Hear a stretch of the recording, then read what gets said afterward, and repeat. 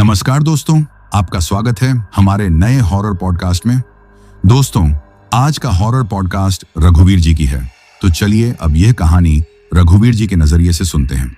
लेकिन उससे पहले आप लोगों से एक रिक्वेस्ट है, अगर आप लोग चैनल पर नए हैं तो चैनल को सब्सक्राइब करें और हाइप पॉइंट भेजकर अपना सपोर्ट जरूर दिखाएं। तो अब ज्यादा समय नहीं लेते हैं, चलिए कहानी की शुरुआत करते हैं। नमस्कार दोस्तों, मेरा नाम रघुवीर है और मैं आज जो डरावनी कहानी आप लोगों के साथ शेयर करने जा रहा हूं वो मेरे जिंदगी की सबसे खौफनाक कहानी है। मैंने कभी सपने में भी नहीं सोचा था कि एक दिन मेरे साथ इतनी भयानक और डरावनी घटना होगी। जब वह घटना मेरे साथ हुई थी उस समय मैं बहुत ज्यादा ही डर गया था, जिसके कारण मैं महीनों तक अपने घर से बाहर नहीं निकलता था। अब मैं आप लोगों का ज्यादा समय नहीं लेता हूं, सीधा कहानी पर आता हूं। जिस समय मेरे साथ वो घटना हुई थी उस समय मैं पूरे 2 साल बाद मैं अपने देश वापस आया था। 2 साल बाद मैं अपने माँ बाप से मिला। जब मैंने माँ को गले लगाया तो मेरे सारे दुख दर्द जैसे एक बार फिर से जाग उठे थे। गुजरे हुए पल आंखों के सामने घूमने लगे थे। मैं फूट फूट कर रोने लगा था। माँ मेरी सपना मुझे छोड़कर चली गई। माँ, मैं कैसे अब उसके बिना रहूंगा? मेरे प्यार में कहाँ कमी रह गई थी जो वो मुझे किसी और के लिए छोड़ गई? माँ ने मुझे प्यार दिया, फिर मुझे खुद में छिपा लिया, जैसे मुझे सारी तकलीफों से दूर करना चाहती हूँ। पापा ने भी मुझे बहुत हौसला दिया था। बेटा, तुम्हें सब्र करना होगा। जिसने तुम्हारी कद्र नहीं की, जो तुम्हारी मोहब्बत को लात मारकर चली गई, तुम भी उसके बारे में सोचना और परेशान होना छोड़ दो। अब बीते हुए कल से निकलो और अपने आज के बारे में सोचो। तुम्हारा आने वाला कल तुम्हारे सामने एक सवालिया निशान बनकर खड़ा है।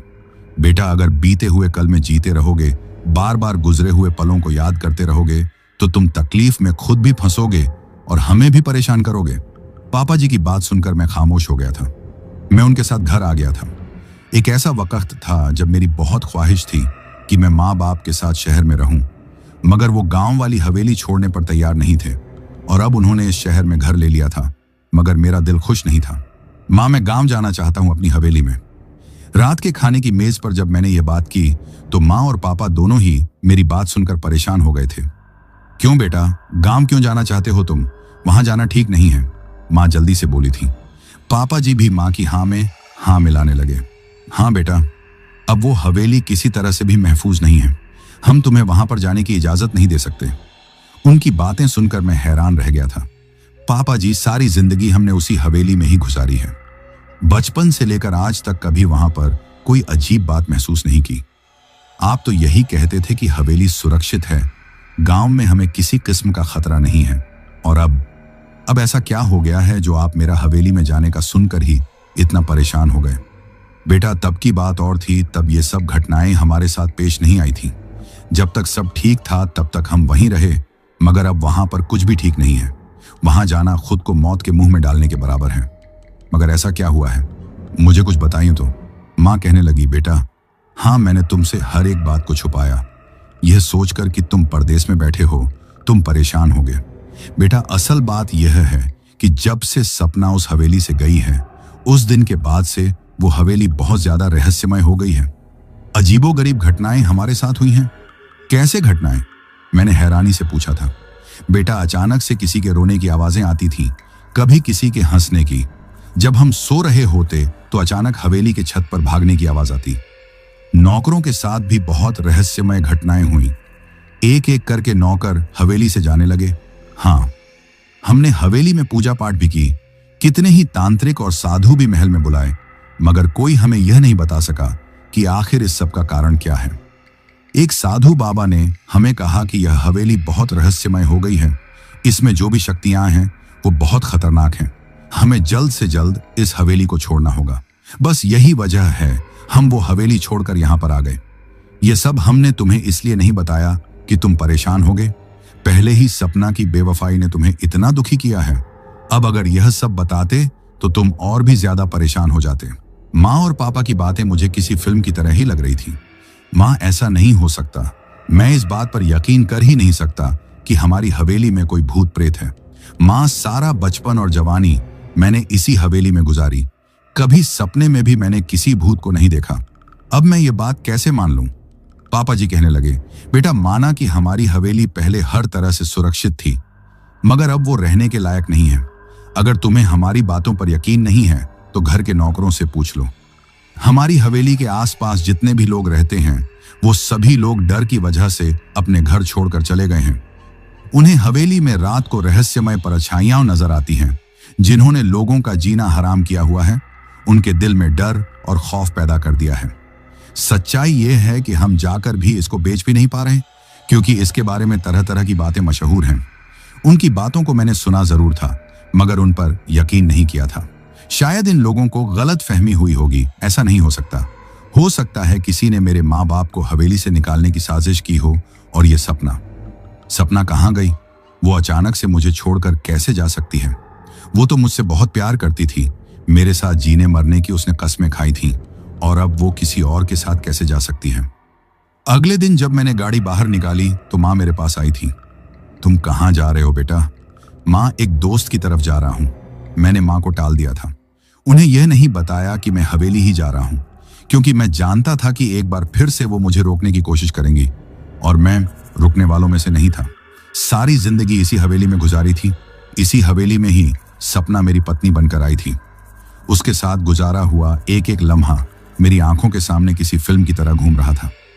मैं एक बार फिर से उसी हवेली में जाकर उस वक्त को याद करना चाहता था, उन पलों में खो जाना चाहता था जो मैंने सपना के साथ गुजारे थे। माँ से मैंने कह दिया था कि मैं 1-2 दिन अपने दोस्तों के साथ रुकूंगा।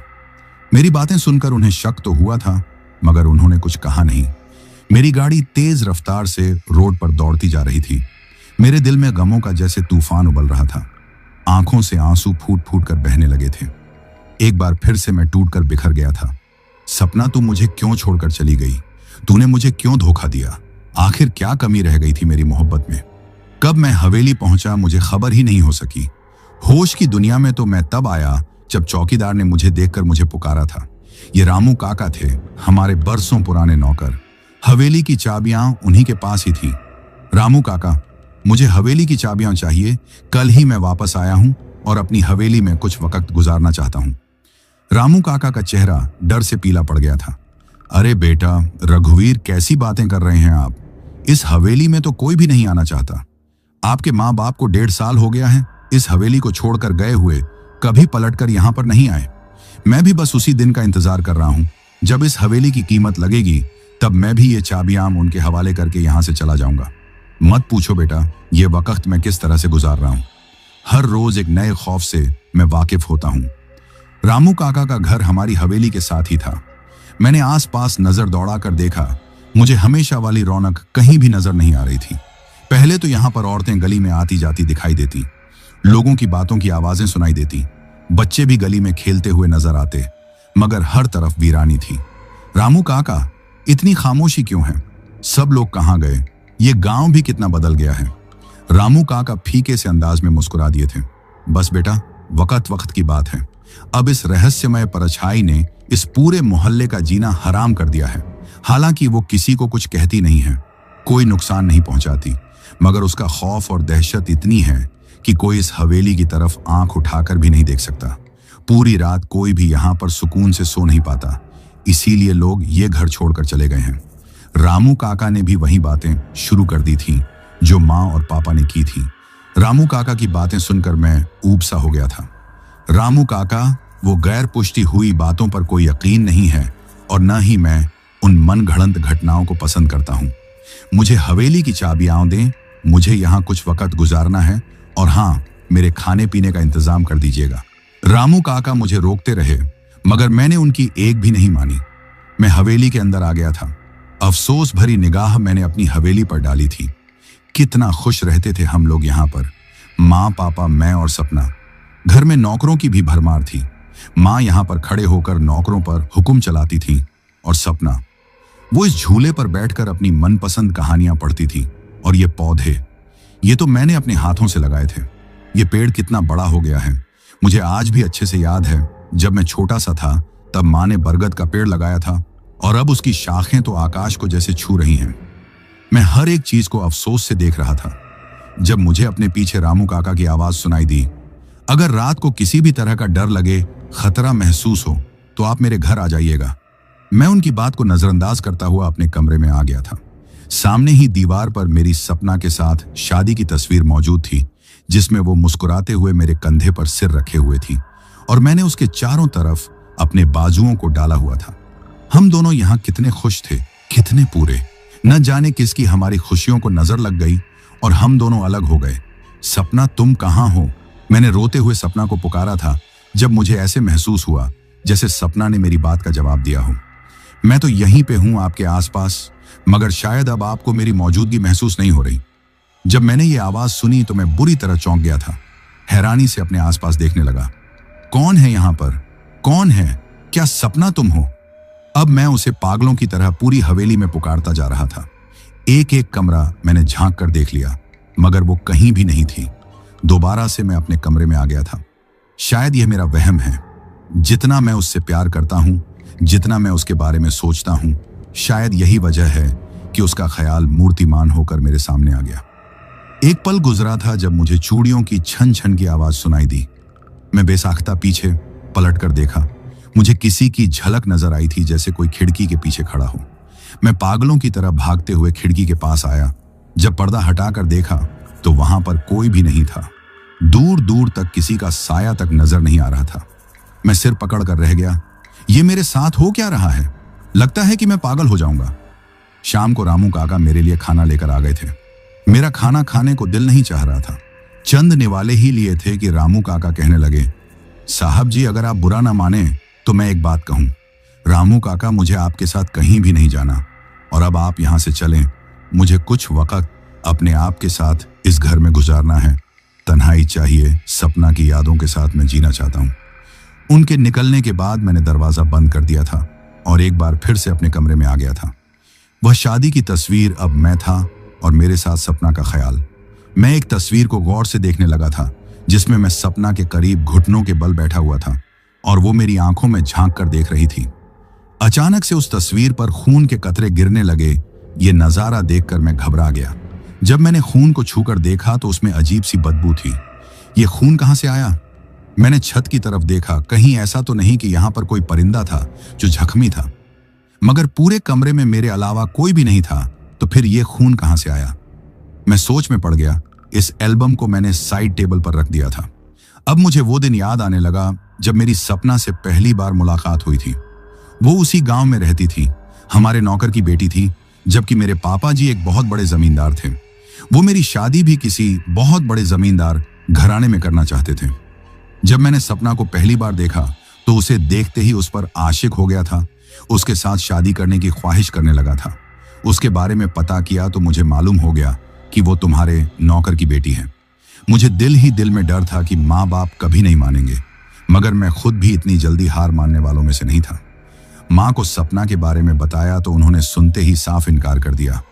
वो हमारे नौकर की बेटी है, वो कभी भी जमींदार घराने की बहू नहीं बन सकती। तुमने आज तो उसका नाम ले लिया, खबरदार अगर दोबारा कभी उसके साथ शादी करने की बात भी की। पापा जी भी ये सुनकर हैरान रह गए थे। अरे बेटा, तुम्हें लड़कियों की क्या कमी? जिस लड़की पर हाथ रखोगे उसी से तुम्हारी शादी कर देंगे। एक से बढ़कर एक लड़की तुम्हें मिल जाएगी। छोड़ो इस सपना को, उसमें क्या है? मगर वो उन्हें क्या बताता कि मैं उससे मोहब्बत करने लगा हूं, उसके बिना नहीं रह सकता। और फिर मेरी जिद से तंग आकर मेरे माँ बाप ने सपना के साथ मेरी शादी कर दी थी। मैं उसके साथ बहुत खुश था। ऐसे लगता था जैसे मेरी जिंदगी पूरी हो गई हो। मैं साथ साथ अपनी पढ़ाई भी पूरी कर रहा था। अपनी पढ़ाई के सिलसिले में ही मुझे कुछ वक्त के लिए विदेश जाना पड़ा था। तब सपना बहुत ज्यादा परेशान हुई थी कि मेरे बिना अकेले कैसे रहेगी, मगर मैंने उसे समझाकर शांत कर दिया था और फिर खुद विदेश आ गया था। मैं जब सपना से बात करता तो वो मुझे बहुत परेशान नजर आती, रोती रहती। जितनी देर भी उससे बात करता उसे दिलासा ही देता रहता। न जाने किस बात की उसे परेशानी थी जो खत्म होने का नाम नहीं लेती थी। माँ को उसका ख्याल रखने का कहा तो वो गुस्सा हो जाती। यूं मैंने माँ से कुछ कहना छोड़ दिया था। मुझे वहां पर आए हुए 2 महीने हुए थे जब एक दिन माँ ने बताया कि सपना घर छोड़कर किसी के साथ भाग गई है। ये खबर मुझ पर कयामत बनकर टूटी थी। माँ, सपना कहाँ गई? किसके साथ भागी? वो ऐसा कैसे कर सकती है? तब माँ के हाथ से पापा जी ने फोन ले लिया था। उन्होंने भी वही बात बताई जो माँ ने कही थी और मुझे यकीन ही नहीं आ रहा था कि मेरी पत्नी मुझे छोड़कर जा सकती है। माँ कहने लगी, वो छोटी जात की थी, उसने दौलत और रुपए पैसे के लिए तुम्हारे साथ शादी की। अपना और मेरा सारा जेवर लेकर वो घर से भागी है। सपना के घर वालों को भी नहीं पता था कि वो कहां पर है। माँ कहती कि ऐसी लड़कियों के बहुत से आशिक होते हैं, उसी के साथ भी चली गई होगी, उसने अपनी नई जिंदगी शुरू कर ली होगी और तुम हो कि जो अब तक उसको अपने दिल में बसा कर बैठे हो। उस दिन के बाद से मेरा दिल जैसे मर गया था। मेरा वापस आने को दिल ही नहीं चाहता था। माँ और पापा दोनों ही गांव छोड़कर फिर शहर में आकर बस गए थे। उनके घर छोड़ने की क्या वजह थी, ये मुझे वापस इंडिया आकर ही पता चला था। मैं अपने बीते हुए कल में खोया हुआ था, जब एक बच्चे के रोने की आवाज सुनकर मैं चौंक गया और आज मैं वापस पलट कर आ गया। किसी छोटे बच्चे के लगातार रोने की आवाजें सुनाई दे रही थीं। जब मैंने बच्चे के रोने की आवाज सुनी तो मैं दंग रह गया था। कितनी देर तक तो मैं हैरानी से अपनी जगह पर बुत बना बैठा रह गया कि ये बच्चे की आवाज कहां से आ रही है। कुछ देर तो मैंने इस आवाज को नजरअंदाज करने की कोशिश की, उसे अपना वहम समझा, मगर ये मेरा वहम नहीं, ये सच था। मुझे सच में किसी बच्चे के रोने की आवाज सुनाई दे रही थी। अब तो मैं बुरी तरह परेशान हो गया था कि ये आवाज कहां से आ रही है।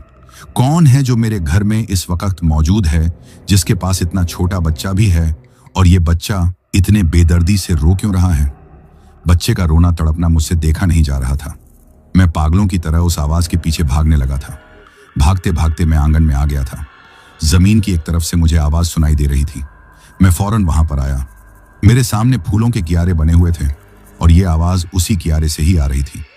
मैं हैरानी से अपनी जगह पर खड़ा का खड़ा रह गया था। कहीं ऐसा तो नहीं कि रात के अंधेरे में कोई अपना बच्चा इन पौधों के कियारे में फेंक कर चला गया हो।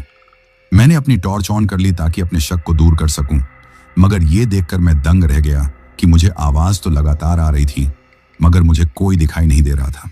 कौन है यहां पर? कौन है? अब मुझे अजीब सा खौफ भी महसूस होने लगा था, जो मुझे अपने घेरे में जकड़ने लगा था। मैं कह रहा हूं, यहां पर कौन है? जो भी है मेरे सामने आ जाए। तभी मेरे कंधे पर किसी ने हाथ रखा। मैं उछलकर पीछे पलटा। मेरा दिल जोर जोर से धक धक करने लगा था। पलट कर देखा तो वहां पर कोई भी नहीं था। अब तो खौफ से मेरे रोंगटे खड़े हो गए थे। माँ बाप की सारी बातें जैसे दोबारा से मेरे कानों में गूंजने लगी थी। बेटा, ये हवेली रहने के लायक नहीं है। वो हवेली रहस्यमय बन चुकी है। वहां पर भूतों का कब्जा है। वहां पर जाना खतरे से खाली नहीं है। मैंने कभी इन बातों पर विश्वास नहीं किया था, मगर अब जो कुछ मेरे साथ हो रहा था वो मुझे ये बताने के लिए काफी था कि यहाँ पर सच में कुछ है। मेरे माँ बाप का कहना झूठ नहीं था, मगर सवाल ये था कि वो जो कोई भी था अचानक से क्यों हमें डराने लगा था। कुछ साल पहले तक तो उसने अपनी मौजूदगी जाहिर नहीं की थी, और अब ऐसा क्या हो गया था जो अचानक से हमारे सामने आ गया था और हमें डराने भी लगा था। हे राम, मेरी मदद कर, मुझे इज्जत रख। मैं अब इस हवेली के अंदर नहीं जा सकता था। मुझे डर था कि वो मुझे नुकसान न पहुंचा दे। दरवाजे के पास आया तो सामने ही रामू काका खड़े थे। आप कैसे हो बेटा, ठीक तो हो? उन्हें देखकर मुझे कुछ उम्मीद हुई थी। रामू काका, आप यहाँ? आप अपने घर नहीं गए? नहीं बेटा, कैसे चला जाता आपको इस हवेली में अकेला छोड़कर। आपको मैंने कहा भी था कि यहाँ पर असर है, अब यहाँ पर मत रुको, मगर आपने मेरी बात नहीं मानी। मुझे लगता है आपके साथ कुछ गलत हुआ है। मेरे माथे पर पसीना चमकने लगा था। मैंने अपने हाथ से पसीना पोंछा।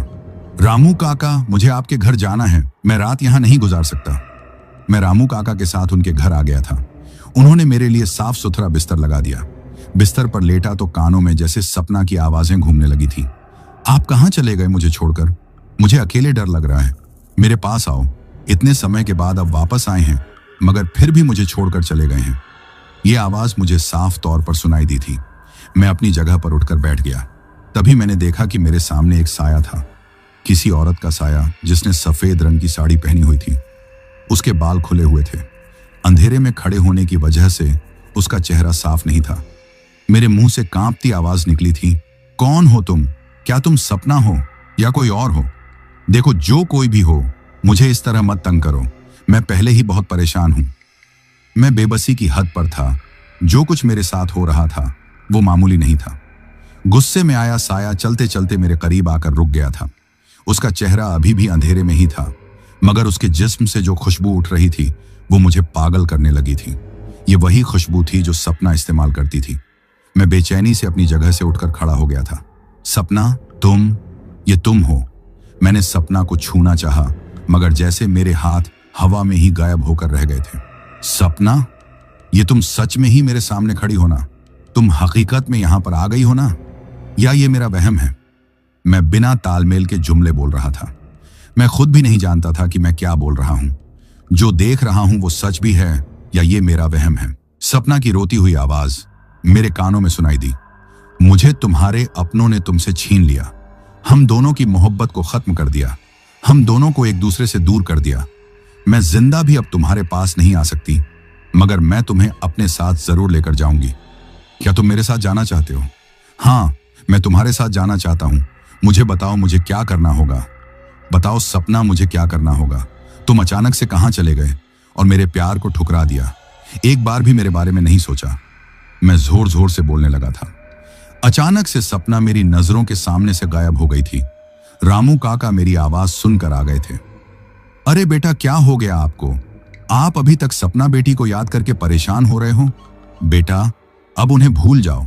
वो आपकी जिंदगी से चली गई हैं।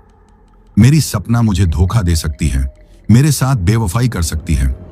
रामू काका ने मुझे गले से लगा लिया था। मैं तुम्हारा दुख समझता हूं बेटा, सब समझता हूं। ऊपर वाला तुम्हें सुकून दे। पूरी रात मेरी इसी तरह गुजर गई थी। मैं सो नहीं सका था। सुबह के करीब जाकर मेरी आंख लगी थी और फिर दिन चढ़े तक मैं सोता रहा। जब उठा तो काफी दिन निकल आया था। बाहर आया तो मेरे माँ बाप रामू काका के घर में थे। उन्हें देखकर मैं हैरान रह गया। माँ ने मुझे गले से लगा लिया। मुझे रात को अंदाजा हो गया था कि तुम हवेली में आए हो। हम रात को यहां पर आ गए थे। तुम सो रहे थे, इसलिए हमने तुम्हें तंग नहीं किया। अब चलो बेटा, वापस चलो। अब इस हवेली में आना ठीक नहीं है। अब ये हवेली हम लोगों को रास नहीं आ सकती। ये भूतों के रहने की जगह बन चुकी है। जब माँ बाप के साथ वापस आ रहा था तो मैंने उनसे नजर बचाकर इस हवेली की तरफ डाली थी। तभी मैंने हवेली की छत पर एक सफेद रंग की साड़ी पहने हुए औरत को देखा था, जिसकी आंखों में दूर से भी उदासी साफ नजर आ रही थी।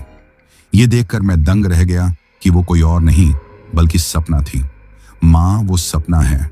हवेली की छत पे खड़ी मुझे अपनी तरफ बुला रही है। माँ, मैंने ड्राइवर से गाड़ी रोकने का कहा, मगर उसने गाड़ी की स्पीड और भी तेज कर दी थी। माँ लगातार मुझे बहला रही थी। बेटा, वो सपना नहीं है, वो तुम्हारा वहम है। सपना हो ही नहीं सकती। वो तुम्हें छोड़कर जा चुकी है, उसे भूल जाओ। मैं गहरी सांस लेकर अपना सिर गाड़ी की सीट से टिका चुका था। पता नहीं सपना कहां चली गई। उसने मेरे साथ ऐसा क्यों किया? अब मेरे साथ अजीब ही सिलसिला शुरू हो गया था। अजीब खौफनाक घटनाएं मेरे साथ घटने लगी थी। मुझे हर वक्त अपने आसपास किसी की मौजूदगी का एहसास होने लगा था। कोई ऐसा था जो मुझे नुकसान पहुंचाने की कोशिश करता था। एक बार मेरी गाड़ी की ब्रेक फेल हो गई थी। किसी ने मुझे जान से मारने की कोशिश की। मेरी गाड़ी खाई में गिरने लगी थी, मगर एक पेड़ के साथ टकराकर रुक गई। मेरे सिर में जबरदस्त चोटें आई थीं। मैं बमुश्किल खुद को गाड़ी से निकालकर रोड पर आया था। उस वक्त गाड़ी नीचे खाई में गिर गई थी। मैंने ऊपर से झांक कर देखा, खाई बहुत गहरी थी। अगर मैं नीचे गिर जाता तो मेरी मौत पक्की थी। एक के बाद एक हादसे मेरे साथ ऐसे होने लगे थे जिन्होंने मुझे मौत के मुंह तक पहुंचाने की पूरी कोशिश की थी। शुरू में तो मैं इन बातों को नजरअंदाज करता रहा, मगर जब यह गाड़ी वाला वाकया हुआ तो तब मैंने अपनी माँ को बताया। माँ एक साधु बाबा के पास गई और फिर मेरे लिए एक ताबीज लेकर आ गई। कहने लगी, बेटा, इस ताबीज को अपने बाजू पर बांध लो, तुम्हारे साथ कोई भी खौफनाक घटना नहीं घटेगी। मगर माँ, मेरे साथ ऐसा क्यों हो रहा है? वो कौन है जो मुझे मारना चाहता है? कौन है मुझे नुकसान पहुंचाना चाहता है? आखिर इस सब का कारण क्या है? माँ के पास भी मेरी बातों का कोई जवाब नहीं था। कहने लगी, बेटा सब्र करो, तुम ऊपर वाले से दुआ करो, सब ठीक हो जाएगा। माँ के पास मेरी हर बात का एक ही जवाब था। उस दिन मैं सो रहा था जब अचानक से मेरी आंख खुल गई थी। मेरा दम घुट रहा था। जब मैं अपने बिस्तर पर उठकर बैठा तो मैंने अपने कमरे पर निगाह दौड़ाई। मैं बुरी तरह चिल्लाने लगा। मेरे कमरे में हर तरफ आग लगी हुई थी। पूरा कमरा आग के शोलों की लपेट में था। मैं कमरे से निकलकर बाहर जाना चाहता था, मगर इस आग ने धीरे धीरे मेरे बिस्तर को भी अपनी लपेट में ले लिया था। कमरे में आग कैसे लगी थी मैं नहीं जानता था। मैंने चिल्लाने की बहुत कोशिश की, मगर मेरी आवाज मेरे गले में ही अटक कर रह गई। धीरे धीरे ये आग मेरे करीब आ रही थी। मेरी आंखें खौफ से बाहर की तरफ निकल रही थी। हे राम, मेरे साथ ये क्या हो रहा है? मैंने अपने बाजू की तरफ देखा जहां पर माँ ने ताबीज बांधा था। आज मैं वो ताबीज दराज में रखकर दोबारा पहनना भूल गया था और इस वक्त वो दराज भी आग की लपेट में था। दरवाजा मैंने अंदर से बंद किया हुआ था। अगर कोई मुझे बचाने की कोशिश करता तो भी मुझे बचा ना पाता। मैं क्या करूं? कैसे खुद को बचाऊं? मौत मुझे अपनी आंखों के सामने नजर आ रही थी। तभी मैंने एक खिड़की के पास सपना का साया देखा, जो आंखों में आंसू लिए मुझे देख रही थी। अब हमेशा के लिए एक हो जाएंगे। तुम हमेशा के लिए मेरे पास आ जाओगे। इसके अलावा मेरे पास कोई रास्ता नहीं था तुम्हें अपने पास लाने का। मुझे माफ कर दो मेरे पति, मगर मुझसे दोबारा मिलने के लिए तुम्हें मरना ही पड़ेगा। हम जिंदा रहकर अब कभी भी नहीं मिल सकते। सपना की बात सुनकर मेरे पांवों के नीचे से जमीन निकल गई थी। ये हो क्या रहा था?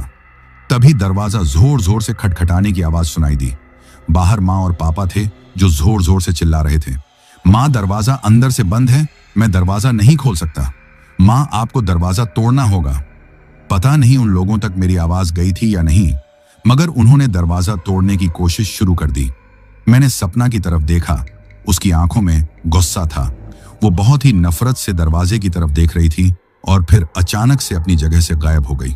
उसी वक्त एक नौकर खिड़की तोड़कर कमरे में आया था। उसके हाथ में पानी का पाइप था। उसने पानी से आग बुझा दी थी। मैं भागते हुए कमरे से बाहर निकला और माँ के गले से लग गया। माँ, आज मेरे साथ अनहोनी होने वाली थी।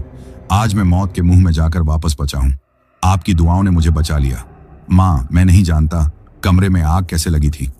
माँ भी बहुत रो रही थी। पापा जी भी बहुत परेशान थे। जो कुछ हो रहा था उसमें हम लोगों का परेशान होना तो बनता ही था।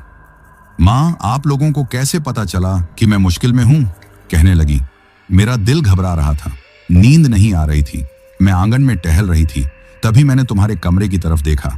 मुझे आग के शोले नजर आए तो मैंने शोर मचा दिया और फिर इस तरह हम लोग तुम्हारे कमरे में आए।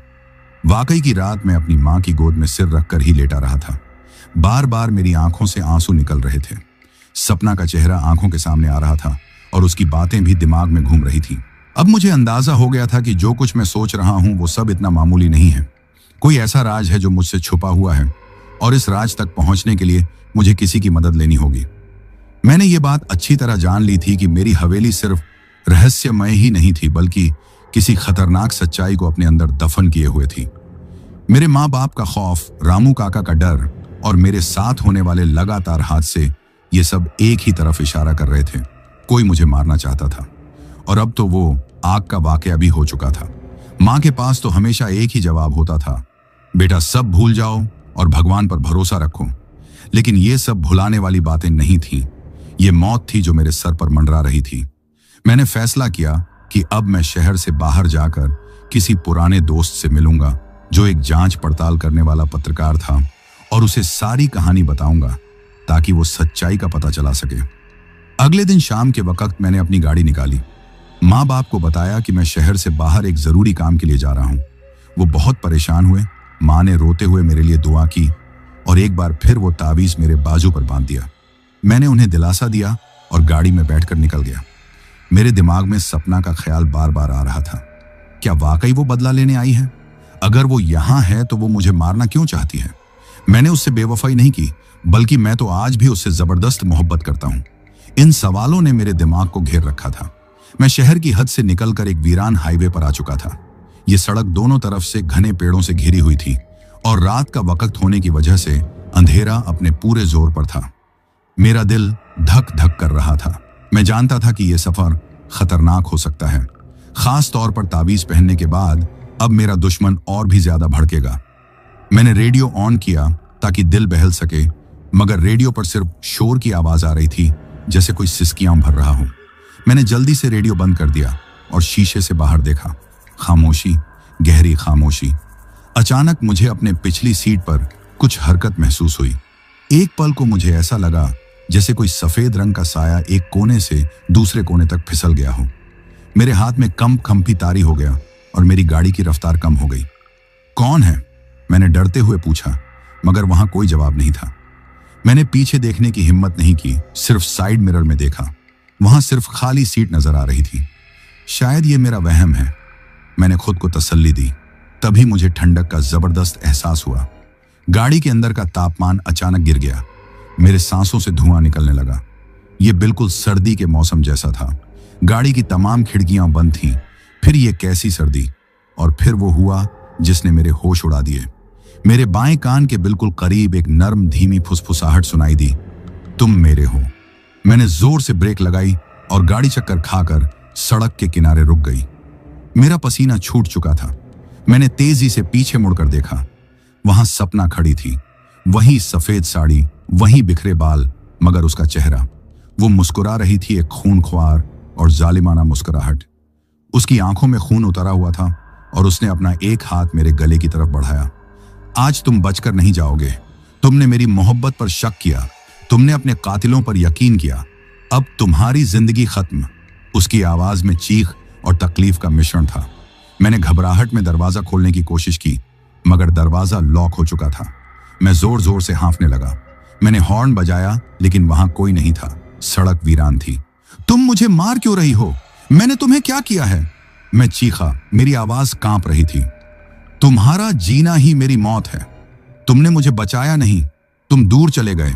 मैंने तुम्हारी इंतजार में यहां तड़प तड़प कर जान दे दी। सपना का हाथ मेरे गले के करीब आ गया। मुझे यूं लगा जैसे किसी ने मेरे गले पर बर्फ रख दी हो।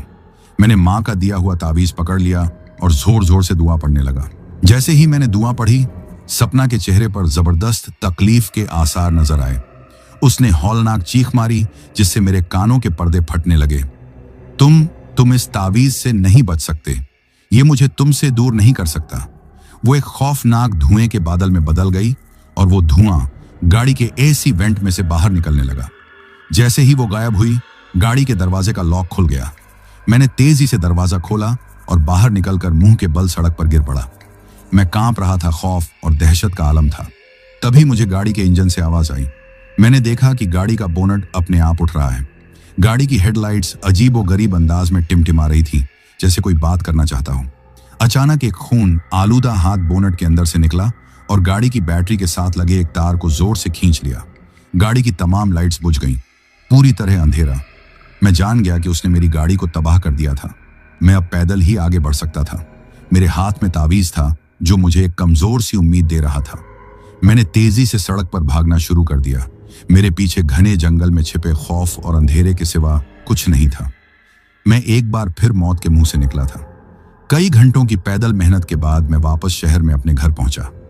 मैं शारीरिक और मानसिक तौर पर पूरी तरह से थक चुका था। मैंने माँ बाप को सड़क पर पेश आने वाले वाकयात के बारे में कुछ नहीं बताया। मैं जानता था कि वो एक बार फिर मुझे तसल्ली देंगे और सच्चाई से मुंह मोड़ लेंगे। उस रात मैंने फैसला किया कि अब मैं ये ताबीज कभी नहीं उतारूंगा, चाहे कुछ भी हो जाए। मैंने दरवाजा अंदर से बंद किया और बिस्तर पर लेट गया। थकावट की वजह से तुरंत मेरी आंख लग गई। मैंने एक ख्वाब देखा, एक गहरा खौफनाक ख्वाब। मैं अपने पुराने गांव की हवेली में था। हर तरफ अंधेरा था और हवा में सड़न की बू थी। मैंने देखा कि मैं उसी कमरे में हूं जहां सपना की शादी की तस्वीर लगी थी। वो तस्वीर मेरे सामने झूल रही थी और उस पर से खून के कतरे टपक रहे थे। आओ मुझे बचाओ। मुझे तस्वीर के अंदर से सपना की धीमी आवाज सुनाई दी। मैं तस्वीर के करीब गया और देखा कि सपना का चेहरा तस्वीर के शीशे से बाहर झांकने की कोशिश कर रहा है। उसके चेहरे पर आंसू थे और उसके होंठों पर सफेद झाग था। मैं फंस गई हूं यहां, अंधेरा है, वो मुझे बाहर नहीं आने दे रहे। कौन तुम्हें बाहर नहीं आने दे रहा? मैंने खौफ से पूछा। तुम्हारे माँ बाप, उन्होंने मुझे यहां कैद कर दिया है, तुम्हारे प्यार में। वो नहीं चाहते कि तुम सच्चाई जानो। वो नहीं चाहते कि तुम मेरी सच्ची मोहब्बत को समझो। उन्होंने मुझे यहीं इसी कमरे में मारा था। सपना की आवाज एकदम खौफनाक चीख में बदल गई।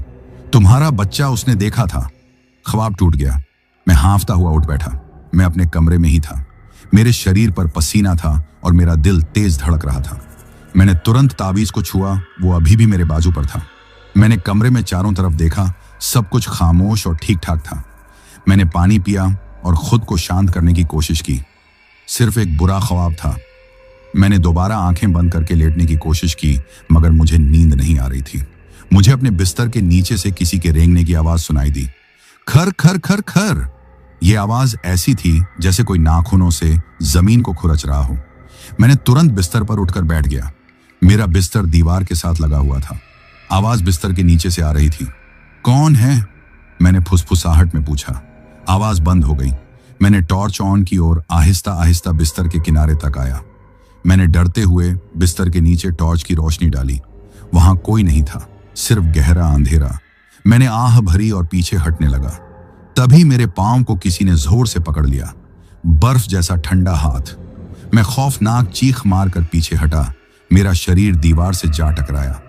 मैंने दोबारा टॉर्च की रोशनी नीचे डाली और जो कुछ देखा उसने मेरे होशो हवास खत्म कर दिए। बिस्तर के नीचे से एक काला साया निकल रहा था। यह कोई आम साया नहीं था। यह चींटियों, सड़ी हुई मिट्टी और खून से बना हुआ एक गोला था और उसमें से एक बदबूदार हाथ बाहर निकल रहा था जो मेरे बिस्तर की चादर को जोर से खींच रहा था। और फिर उस साये ने अपने छिपे हुए चेहरे को मेरे सामने किया। उसकी आंखें खाली थीं और उसके दांत नुकीले थे। उसने बच्चे के रोने जैसी आवाज में मुझसे कहा, तुम्हें सोना होगा हमेशा के लिए। ये आवाज मेरे दिमाग में घुस गई जिससे मेरा सर फटने लगा। मैंने अपना सर पकड़ा और चीखें मारने लगा।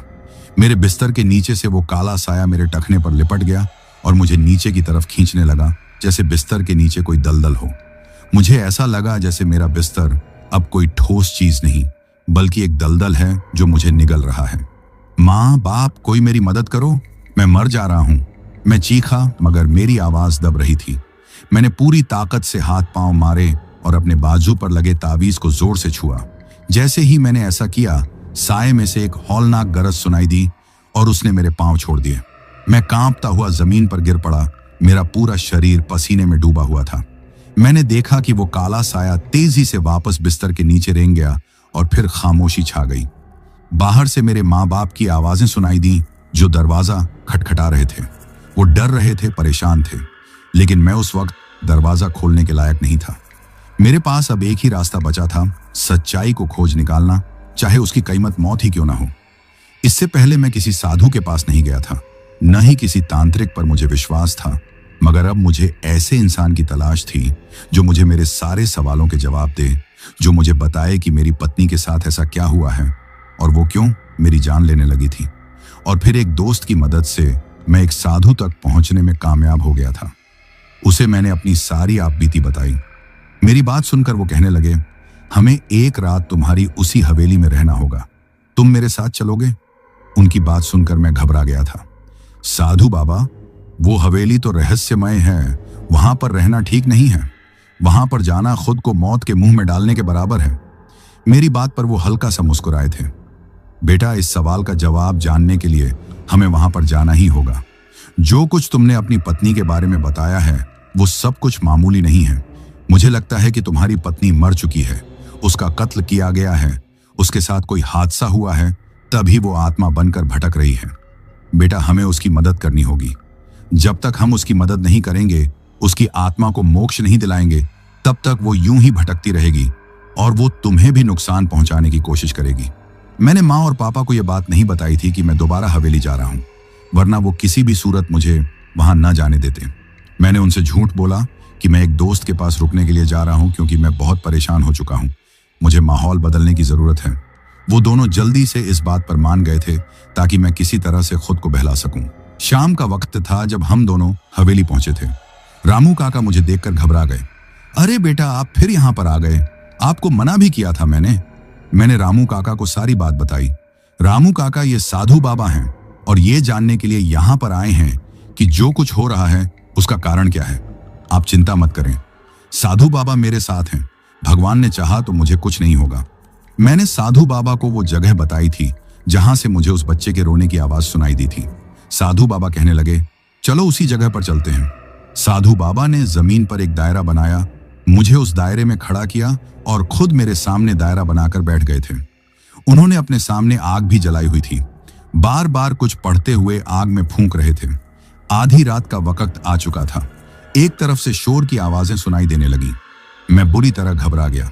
साधु बाबा कहने लगे, तुम्हें जो कुछ भी नजर आए उसे देखकर तुमने घबराना नहीं है। वो जो कोई भी है तुम्हें कुछ नहीं कह सकेगा जब तक इस दायरे के अंदर हो। तुम सुरक्षित हो, बस इस दायरे से बाहर ना निकलना। मैंने उनकी बात मानकर अपनी आंखें बंद कर ली। मैंने अपनी आंखें तब खोली जब मुझे सपना की आवाज सुनाई दी। साधु बाबा कहने लगे, तुम कौन हो और क्यों इन लोगों को परेशान कर रही हो? साधु बाबा के सवाल पर सपना ने मेरी तरफ देखा। उसकी आंखों में इंतजार, आंसू और दुहक था। उसे देखकर मैं दंग रह गया। मुझे यकीन नहीं आ रहा था कि सपना मर चुकी है और इस वक्त एक आत्मा के रूप में मेरे सामने है। जो कुछ उसने बताया उसे सुनकर मेरे पांवों के नीचे से जमीन निकल गई थी। उसने बताया कि जब मैं विदेश गया था तो मेरे जाने के बाद मेरी माँ का रवैया उसके साथ बहुत खराब हो गया था। वो उससे बात बात पर जलील करती, उसे तंग करती थी, उसे ताने देती थी, जलील करती थी, मगर ये सब वो मेरी मोहब्बत में बर्दाश्त कर रही थी। जब उसे पता चला कि वो माँ बनने वाली है तो उसने सबसे पहले ये खबर मेरी माँ को बताई थी, ताकि ये खबर सुनकर उनका दिल उसके लिए नरम पड़ जाए। मगर माँ ये सुनकर परेशान हो गई कि कहीं ऐसा ना हो कि मैं हमेशा के लिए सपना के काबू में आ जाऊं। वो नहीं चाह रही थी कि वो 1-2 टक्के की लड़की होकर इस खानदान पर राज करे और इस नस्ल को आगे बढ़ाए। तभी माँ ने उसको मार दिया था। उस रात पापा जी भी शहर में गए हुए थे। उन्हें काम था 2 दिन के लिए। उन्होंने हवेली वापस नहीं आना था। मेरी माँ ने हवेली के सभी नौकरों को शाम को जल्दी छुट्टी दे दी थी। हवेली में सिर्फ वो दोनों अकेली थी। तब माँ ने मेरी पत्नी को दूध में झड़ देकर पिला दिया था।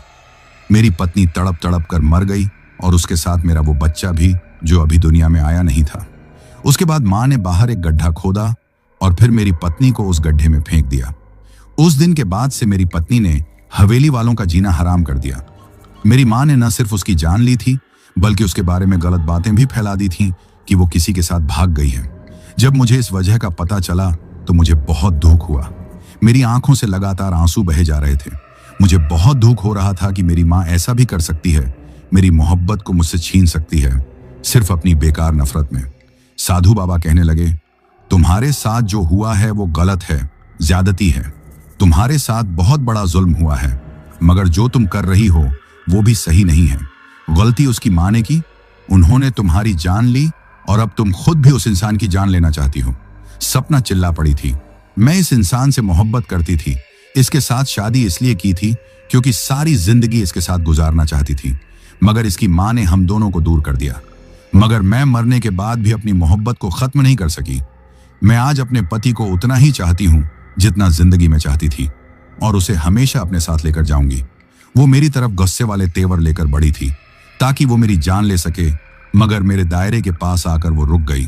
मुझे साधु बाबा की आवाज सुनाई दी, मुझे पता चल चुका है कि तुम्हारी माँ ने इस लड़की को कहां पर दफन किया था। मैं उसका ढांचा जमीन से निकालकर श्मशान घाट में लेकर जाऊंगा और वहां पर जाकर उसका अंतिम संस्कार कर दूंगा, उसकी आत्मा को मोक्ष दूंगा। मगर तब तक तुम इस दायरे में ही रहोगे, तुम यहां से बाहर नहीं निकलोगे, वरना ये आत्मा तुम्हें जान से मार देगी। मैं उस दायरे में बैठकर आंसू बहाता रहा था। सपना मेरे सामने आकर बैठ गई। वो मुझे बार बार दायरे से बाहर आने को बोलती, मगर मैं कानों में उंगलियां डाले लगातार रोते हुए उसकी बातों को नजरअंदाज कर रहा था। फिर सपना ही की एक जोरदार चीख सुनाई दी थी और वो हमेशा के लिए गायब हो गई। पता नहीं कितनी देर गुजर गई थी जब साधु बाबा वहां पर आए। उन्होंने मेरे कंधे पर हाथ रखा। अब खतरा टल चुका है लड़के, अब तुम दायरे से बाहर आ जाओ। तुम्हारी पत्नी हमेशा के लिए दुनिया से जा चुकी है, अब तुम लोगों को किसी से कोई खतरा नहीं है। मैं खुश था कि अब इस घर से रहस्यमय असर खत्म हो गए थे, मगर दुखी इस बात का था कि अपनी पत्नी को हमेशा के लिए खो दिया था। माँ ने कितना गलत किया, न सिर्फ उसकी जान ली बल्कि उसे पूरी दुनिया में बुरा भी कर दिया। माँ, मैं आपको कभी माफ नहीं करूंगा। जब मैं घर आया तो माँ के चिल्लाने की आवाजें दूर दूर तक सुनाई दे रही थी। मैं भागते हुए घर आया, पापा से इसका कारण पूछा तो कहने लगे, पता नहीं तुम्हारी माँ को क्या हो गया है, अचानक से चिल्लाने लगी है। मैंने जब साधु बाबा से इस बारे में पूछा तो कहने लगे कि उस आत्मा ने जाते जाते अपना बदला ले लिया है। तुम्हारी माँ पागल हो गई है। वो आत्मा तुम्हारी जान तो नहीं ले सकी, मगर उसने तुम्हारी माँ से अपनी मौत का बदला ले लिया। मेरी माँ पागल हो चुकी थी। वो हम लोगों को मारने के लिए भागती, नुकसान पहुंचाने की कोशिश करती। तंग आकर हमने माँ को पागल खाने में दाखिल करवा दिया था, मगर कुछ दिनों के बाद ही खबर मिली कि माँ की मौत हो गई है। उस दिन मैं बहुत रोया था। माँ की एक जिद और नफरत ने हमारे पूरे परिवार को तबाह और बर्बाद कर दिया था।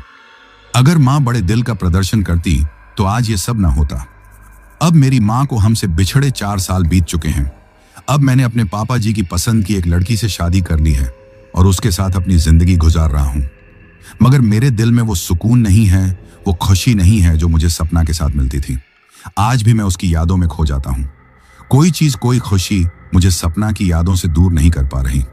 अब मैं 2 बच्चों का पिता भी बन चुका हूं, मगर आज भी जो मोहब्बत मेरे दिल में सपना के लिए है, उसकी जगह कोई और नहीं ले सका। तो दोस्तों, यह कहानी यही खत्म हुई। अब जिन भाइयों ने अपना नाम वीडियो में कमेंट किया था, उनका नाम लेते हैं। संजीत कुमार भाई पंजाब से, मनीष जैन भाई दिल्ली से, राकेश फाजिल का भाई पंजाब से, धीरज हजोंग भाई असम से, वाजिद तबुस्सुम भाई पाकिस्तान से, मजीद भाई मालदीव से, राकेश कुमार जॉर्डन भाई इंडिया से, मोहन भाई झारखंड से, लक्ष्मण भाई तेलंगाना से, मुकेश गुर्जर भाई राजस्थान से, परवीन कुमार सांचोर भाई राजस्थान से, विशाल गोंड भाई बलिया से, दीपिका श्रीवास्तव जी कानपुर से, परवीन मौर्य भाई आजमगढ़ से, कारण कुमार भाई दिल्ली से, जसप्रीत सिंह भाई राजौरी गार्डन से, पूनम जी जमशेदपुर झारखंड से, लता जी पुणे से, दानिश भाई दार्जिलिंग से, जयंत भाई महाराष्ट्र से, सतीश कुमार भाई दिल्ली से, दानिश भाई पाकिस्तान कराची से, कर्मा बरार भाई पंजाब से, असलम कुरैशी भाई सऊदी अरब से, निहारिका जी ओडिशा से, राजकुमार भाई रुद्रपुर से, राजा अहसन छिप भाई आजाद कश्मीर से, बाबू भाई मुंबई से, इसरार शेख भाई मुंबई से,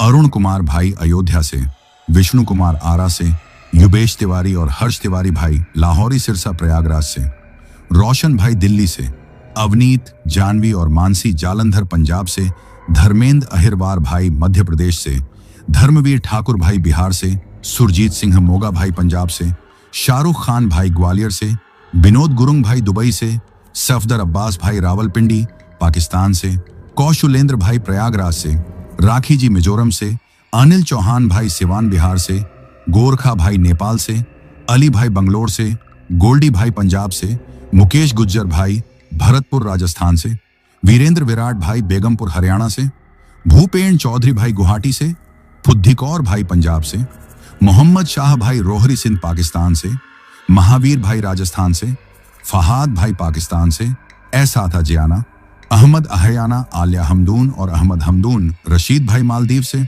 अमृत गुरुंग भाई नेपाल से, स्नेहा जी महाराष्ट्र से, मुकेश भाई राउरकेला से, शानो जी पाटियाला से, कमल जी भाटी तारानगर से, आकाश भाई उत्तर प्रदेश से, सफीक भाई सऊदी अरब से, राजीव भाई दरभंगा बिहार से, राजकुमार भाई गोरखपुर से, गणेश पाठक भाई सूरत से, अंबुज मिश्रा भाई नोएडा उत्तर प्रदेश से, आशु भाई दिल्ली से, सरिता जी उत्तराखंड से, विशाल भाई हरदोई से, रॉकी भाई सोनीपत से, जमशेद खान भाई कराची से, अफसर अली भाई मुरादाबाद से, पुसली भाई थाईलैंड से, आशुतोष त्रिपाठी भाई गोंडा से, यूएस हर्ष तिवारी भाई लोहारी सिरसा प्रयागराज से, कबल सिंह भाई पंजाब से, किशोर भाई ग्रेटर नोएडा से, अभिषेक तिर्की भाई छत्तीसगढ़ से, जुल्फिकार भाई दिल्ली से, पन्ना राम कोलायत भाई बीकानेर राजस्थान से, अन्वेश कुमार पांडे भाई मुंबई महाराष्ट्र से, दीपक भोयर भाई अर्जुनली गांव से, सूरज भाई मुंबई से, फिजा जी इस्लामाबाद पाकिस्तान से,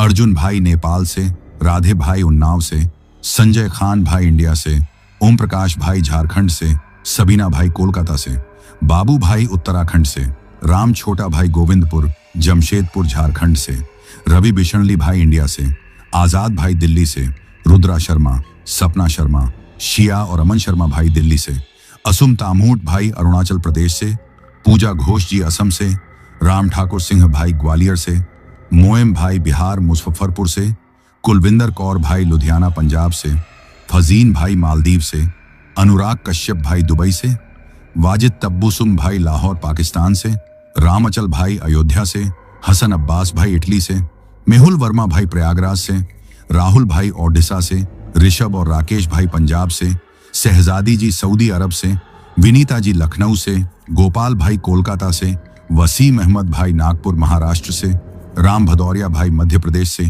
जीवन तमंग भाई काठमांडू नेपाल से, कादिर शिकालगार से, पूरन चंद बालोत्रा भाई राजस्थान से, उर्वशी जी वेस्ट बंगाल दार्जिलिंग से, देवांश भाई ग्वालियर मध्य प्रदेश से, बलबिंदर सिंह भाई राजस्थान से, ओमकार सिंह भाई झारखंड से, बापुनु भाई ओडिशा से, अंबुज मिश्रा भाई नोएडा से, संदीप सिंह भाई पंजाब से, योगपाल पांडे भाई बस्ती से, और जिन भाइयों ने अपना नाम कमेंट किया है लेकिन उनका नाम वीडियो में नहीं लिया गया है, तो भाइयों आप लोग टेंशन ना लें, आप लोगों का नाम अगली वीडियो में जरूर लिया जाएगा।